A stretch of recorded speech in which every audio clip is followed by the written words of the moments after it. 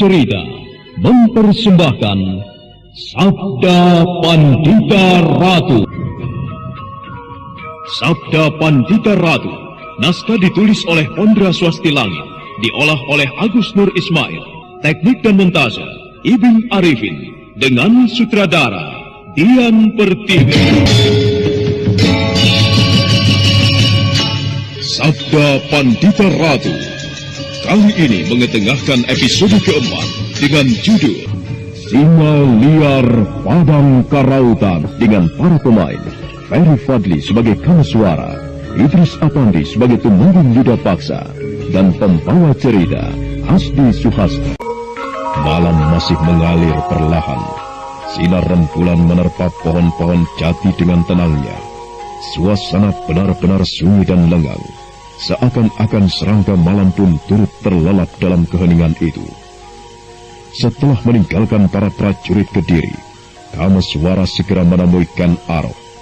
Dan saat itu, Ken Arok sendiri tengah duduk bersila, walaupun tidak tengah bersemedi. Mereka semua sudah meninggalkan padang karautan ini, Ken Arok. Bagus, itu lebih baik. Karena aku memang paling tidak suka jika tempat bersemadiku diinjak-injak oleh orang yang tidak bermaksud baik. Kertajaya. Raja Kediri itu sepertinya merasa tersinggung dengan pembicaraan rakyatnya tentang aku. Iya, karena dia merasa bahwa dirinya adalah kekasih para dewa. Bagaimana mungkin dia layak disebut sebagai kekasih para dewa, sementara tabiatnya tidak seperti seorang raja? Dia selalu membuat sengsara rakyat dan menindasnya tanpa perasaan. Kertajaya memang tidak pantas menjadi seorang raja, karena dia tidak bisa mengayomi rakyatnya. Dia lebih senang memperkaya diri daripada memperhatikan rakyatnya yang menderita. Kameswara, aku jadi ingin sekali ke kota raja. Ke kota raja? Apa yang akan kau cari di sana, Ken Arok? Aku hanya ingin mengetahui bagaimana kehidupan di sana. Siapa tahu kelak aku menjadi seorang raja. Aku sepertinya melihat bukan Ken Arok yang bicara, tetapi Rakai Walayengpu Kumbayoni. Oh!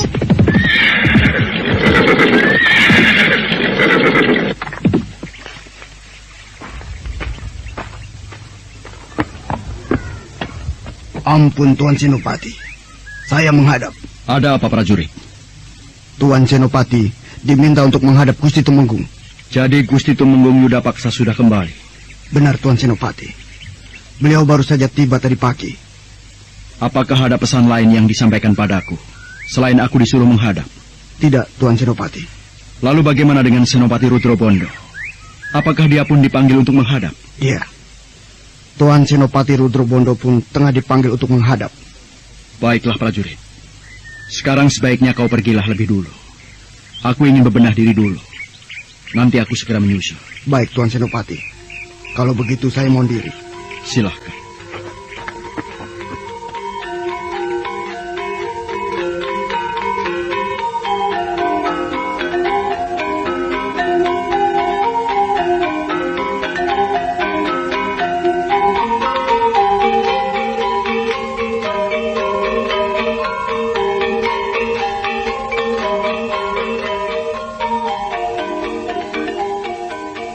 Prajurit utusan Tumenggung Yuda Paksa segera menghaturkan sembah beberapa kali sebelum bangkit. Dan setelah itu, dia pun segera melangkah meninggalkan ruang pendopo itu. Senopati Kebo Dampit kemudian bangkit berdiri, duduk di ruangan pendopo, menunggu kedua orang senopati kepercayaannya. Wajahnya kelihatan gelisah sekali, dan sesekali dia melemparkan pandangannya ke arah bunga-bunga yang tumbuh di halaman pendopo itu.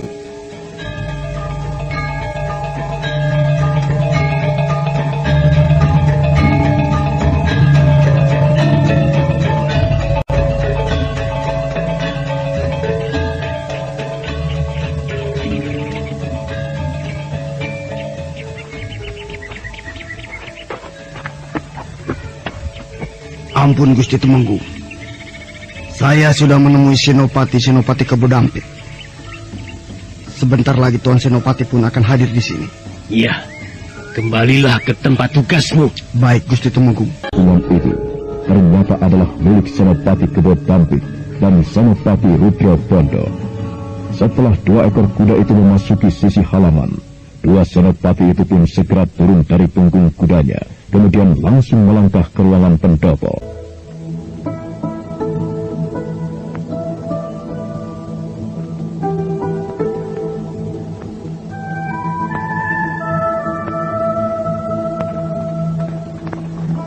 Senopati Kebo Dampit dan Senopati Rudra Bondo segera menghaturkan sembah sebelum duduk bersila. Sementara Tumenggung Yudataksa sendiri memperbaiki posisi duduknya. Kami menghadap Gusti Tumenggung. Ya. Bagaimana dengan tugas yang kalian lakukan? Saya pribadi tak mengalami kesulitan apa-apa, Gusti. Hanya pada awal pengangkatan saja, sedikit terjadi masalah di antara para prajurit. Mereka merasa heran melihat pengangkatan saya yang secara tiba-tiba ini. Tapi kau bisa mengatasinya, bukan? Iya, saya bisa mengatasinya dengan baik, Gusti. Walaupun masih ada sedikit selentingan-selentingan pembicaraan. Lalu dengan keselamatan Sri Baginda sendiri bagaimana? Gusti tidak perlu khawatir. Keselamatan Sri Baginda dapat terjamin dengan aman. Bagus. Dengan begitu aku tidak sia-sia mengangkatmu. Terima kasih, Gusti. Dan untuk selanjutnya aku harap kau meningkatkan penjagaan dan keamanan lebih ketat lagi. Karena pada saat sekarang ini, keselamatan Sri Baginda bisa kurang terjamin. Di Istana Kediri ini ada seorang telik sandi yang berhasil menyelusup menyamar sebagai seorang penjabat istana. Nah, aku harap kau bisa lebih berhati-hati lagi, Senopati Rudra Bondo. Saya, Gusti. Semua perintah yang Gusti perintahkan akan saya jalani dengan sebaik-baiknya. Bagus. Aku senang melihat sikapmu. Kau sendiri bagaimana, Kebo Dampit? Apa yang saya alami tidak berbeda dengan Senopati Rudra Bondo, Gusti. Di antara para prajurit ada sedikit perselisihan atas pengangkatanku ini. Tetapi saya dapat mengatasinya dengan mudah, Gusti. Lalu bagaimana dengan tugasmu sendiri? Hampir saja saya mengalami kesulitan. Semalam di beberapa tempat yang berada di wilayah kota raja, sempat terjadi pertempuran antara para prajurit dengan kaum pemberontak. Tetapi semua itu dapat saya selesaikan dengan mudah, Gusti. Saya dan beberapa prajurit Kediri berhasil membunuh mereka. Dan beberapa orang dari mereka dapat kami tangkap hidup-hidup. Bagus. Bagus. Tugasmu termasuk berhasil, Senopati Kebo Dampit. Lalu apakah kau sudah mengorek keterangan dari para pemberontak yang berhasil kau tangkap itu? Sudah, Gusti. Sekarang saya siap melaporkannya. Tetapi maafkan saya, Gusti, kalau laporan ini masih samar adanya. Namun begitu, Gusti tidak perlu kecewa. Saya masih terus akan mengorek keterangan dari mereka. Tidak apa-apa. Ceritakanlah laporanmu itu. Aku mau mendengar. Baik, Gusti. Dengan agak tersendat-sendat, Senopati Kebo Dampit melaporkan apa yang dia kerjakan. Sekalipun laporan itu masih samar, tapi Tumenggung Yudataksa tidak menunjukkan bahwa dia marah pada Senopati kepercayaannya itu. Demikianlah laporan hasil dari keterangan para pemberontak itu, Gusti. Ya, sudah, tidak apa-apa. Tapi ingat, kau tidak boleh berhenti sampai di sini saja mengorek keterangan itu. Peras tawanan itu sampai ia mau menceritakan yang sebenarnya. Iya, Gusti. Tumenggung Yudataksa berhenti bicara beberapa saat. Sebentar kemudian dia menundukkan kepalanya. Namun setelah itu kembali dia menatap kedua senopatinya, Senopati Kebo Dampit dan Senopati Rudra Bondo. Terpaku sebentar melihat Tumenggung Yudataksa. Kemudian keduanya segera menarik napas panjang. Aku merasa bersyukur kalian dapat melakukan tugas dengan baik. Tetapi aku sendiri, aku gagal menangkap Murti Wandawa. Kenapa hal itu bisa terjadi, Gusti? Seseorang telah membocorkan rahasia penangkapan itu.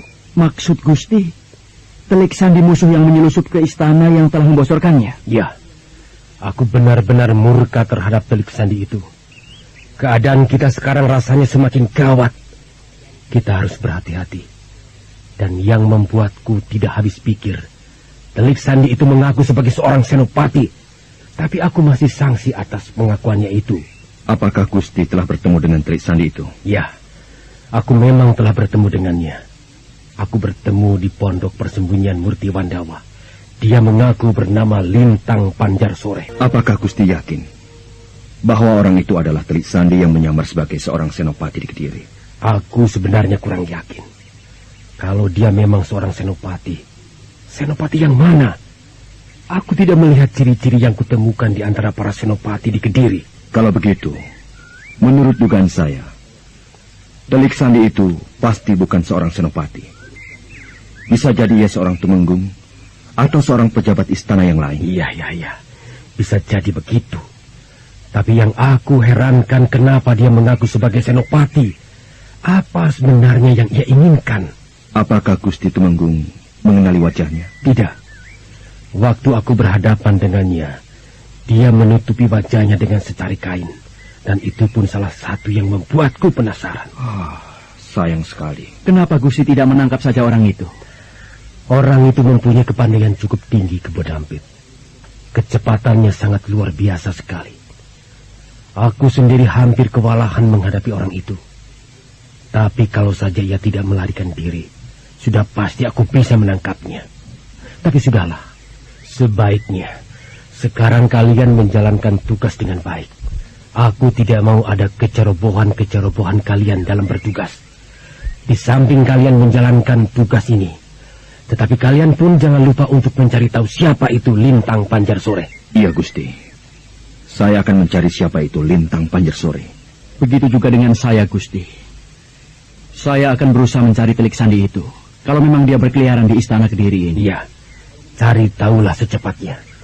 Aku sudah tidak sabar untuk mencengkram wajah Telik Sandi itu. Kemudian akan kuhadapkan pada Sri Baginda. Dia pikir Tumenggung Yuda Paksa dapat dianggap remeh begitu saja. Apa? Lintang Panjar Sore, nyawamu sebentar lagi melayang di tanganku.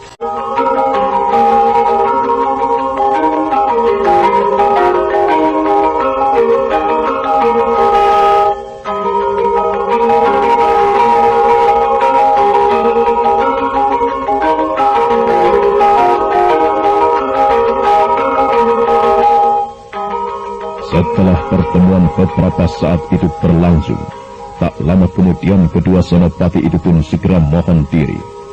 Dan sekarang Senopati Kebo Dampit serta Senopati Rudra Bondo sudah meninggalkan Katumenggungan.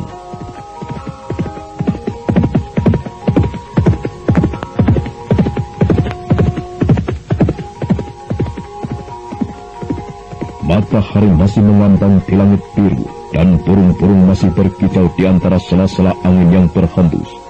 Di siang yang terik itu, dari sebuah jalan setapak, nampak seorang laki-laki berkuda tengah memacu kudanya dengan cepat sekali.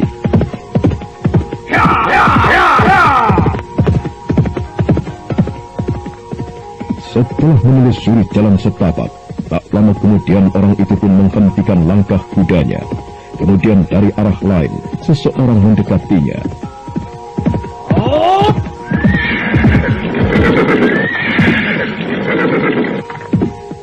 Lintang Panjar Sore, ada apa siang hari begini kau menemuiku?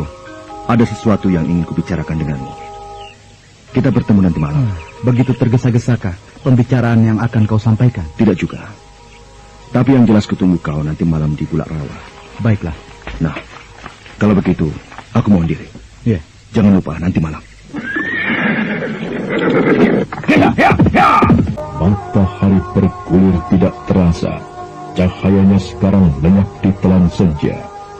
Perlahan malam menggapai dengan terseok-seok, diiringi serangga malam yang saling bersahutan.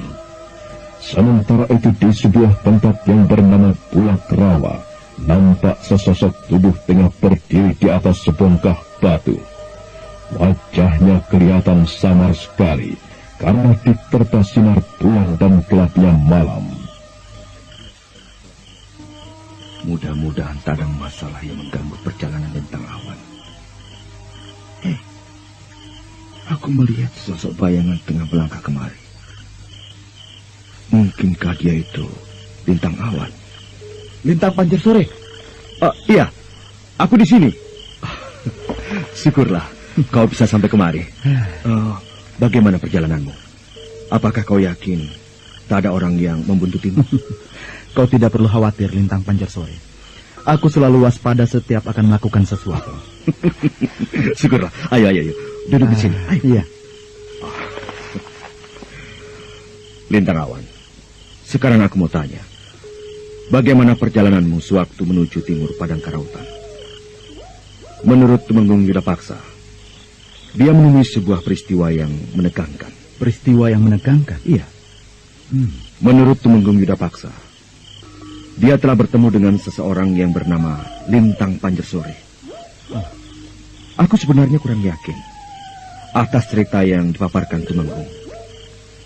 Bisa jadi cerita itu hanya sekedar karangannya saja. Lalu, menurutmu sendiri, bagaimana? Aku rasa orang yang mengaku sebagai Lintang Pancarsori itu adalah Anjam Piani Kayuwangi. Iya, bisa jadi begitu. Mungkin dia sengaja berbuat demikian untuk membalas kebaikan kita. Menurut dugaanku pun demikian. Kalau begitu, sekarang Tumenggung Yudapaksa tengah berada dalam kebingungan. Iya. Dia tidak bisa sembarangan menerka. Sementara ciri-ciri Lintang Pancarsori yang dia lihat masih melekat dalam ingatannya. Secara tidak sengaja, aku merasa bersyukur atas tindakan Anjam Piani Kayuwangi. Iya. Dengan demikian, keadaanku sebagai Telik Sandi di Kediri akan semakin jauh dari kecurigaan. Pancarsori. Iya. Untuk selanjutnya, apakah ada tugas lain yang harus kulakukan? Ada. Aku membutuhkan keterangan seseorang. Ia Telik Sandi Kediri. Kalau tidak salah, ia mempunyai nama sandi Penari Topeng. Penari. Iya, Penari Topeng. Orang ini sangat berbahaya. Sangat berbahaya bagiku, Lintang Awan. Dia harus dibungkam. Dan setelah itu, pergilah ke desa Gantar. Beritahu orang-orang kita di sana. Aku membutuhkan orang-orang yang berkepandaian tinggi untuk kujadikan sebagai pengawal istana raja. Pancarsori, apakah mudah untukmu menjadikan orang-orang kita sebagai pengawal istana raja?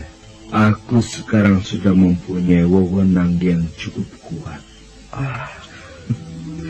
Engkau tidak perlu khawatir. Syukurlah kalau memang demikian. Mengenai Telik Sandi itu, sekarang juga aku akan membawanya kemari. Membawanya kemari? Iya. Apakah kau sudah mengenal orang itu? Sekalipun aku tidak kenal orang itu, tetapi aku tahu siapa dia. Bagus. Kalau begitu, secepatnya lah kau bawa kemari. Baik, kalau begitu kau tunggulah di sini. Rumah Telik Sandi itu tidak jauh dari sini, Pancarsori. Tapi, apakah kau yakin bahwa kau bisa membawanya kemari? Kau tidak perlu khawatir. Lihat saja nanti. Ya, baiklah. Nanti akan kukatakan bahwa aku baru datang dari Gantar. Dan kebetulan aku mengetahui kalimat-kalimat sandi yang dipergunakan oleh mereka. Ya, berhati-hatilah. Orang yang bernama Lintang Awan itu segera melangkah ke balik semak-semak. Dan setelah itu dia sudah melesat meninggalkan Pulau Rawa dengan menunggang kuda. Lintang Awan terus memacu kudanya menelusuri jalan setapak yang gelap. Udara dingin menerpa dengan lembut, dan malam terus membayungi di sela-sela waktu yang bergulir.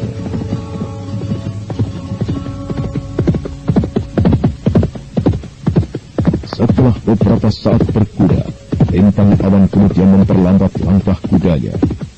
Sekalipun malam masih terus bergulir, tetapi tatapan mata Lintang Awan bagaikan mata seekor kucing yang menatap tajam ke arah sebuah pondok.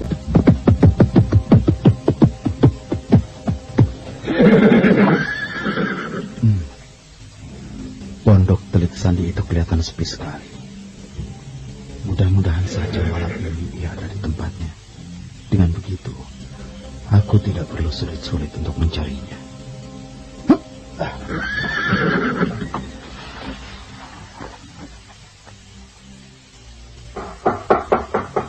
Permisi. Permisi.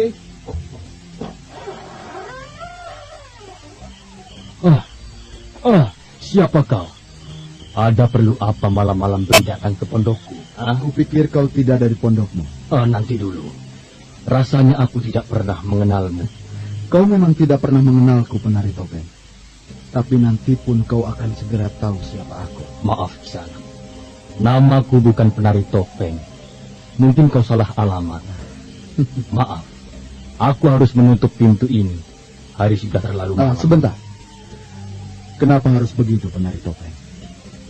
Aku justru datang dari jauh-jauh ingin bertemu denganmu. Tapi kau salah alamat, Kisanak. Aku bukan seorang penari topeng. Baik. Agar kau tidak mencurigaiku, aku akan mengucapkan kalimat sandi ini. Malam gelap gulita, tukang sampan mencari ikan. Oh, kau dari Ganter. Iya. Nah, bagaimana? Sekarang sudah jelas bukan siapa aku? Oh, Kisanak. Seharusnya tadi kau menyebutkan kalimat sandi itu dulu, agar aku tidak mencurigaimu. Apakah ada pesan dari Ganter untukku? Ada. Pesan itu mengenai mata-mata yang mempunyai nama Lintang Panjar Sore. Siapa orang itu sebenarnya? Sekarang sudah diketahui. Nah, untuk lebih jelasnya, malam ini juga kau harus datang ke Bulak Rawa. Kenapa harus datang ke Bulak Rawa? Aku rasa di sini pun tidak apa-apa kalau kau mau menjelaskannya. Aku tidak berhak menjelaskannya. Sebaiknya kau datang ke sana. Aku membawa seorang teman dari Ganter.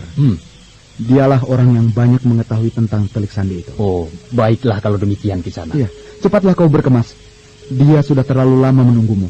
Aku akan berangkat sekarang, kau bisa menyusulnya nanti. Iya. Jalanlah lebih dulu, nanti aku menyusulmu. Baik, aku permisi dulu, penari topeng. Silakan.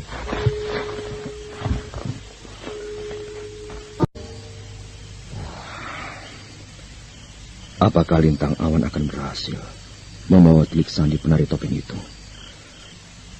Aku jadi sangsi dengan apa yang dilakukannya ini. Aku mendengar langkah kuda menuju kemari. Apakah dia Lintang Awan? Oh, benar, Lintang Awan.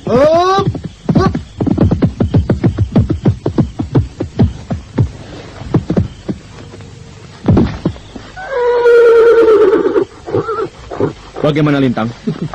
Beres. Semuanya beres, Lintang Panjar Sore. Dia pasti akan datang kemari. Kelihatannya kau yakin sekali dia akan datang kemari.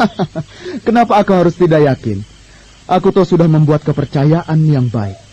Semula dia memang curiga padaku. Tetapi setelah kusebutkan kalimat sandi itu, dia pun langsung menebakku bahwa aku baru saja tiba dari Ganter. Sudahlah, Lintang Panjar Sore. Kau lihat saja nanti buktinya. Iya. Mudah-mudahan saja dia tidak mencurigaimu. Nah, kau dengar langkah kaki kuda itu? Oh iya, aku mendengar langkah kaki kuda mereka. Dia sudah kemari, Lintang Panjar Sore.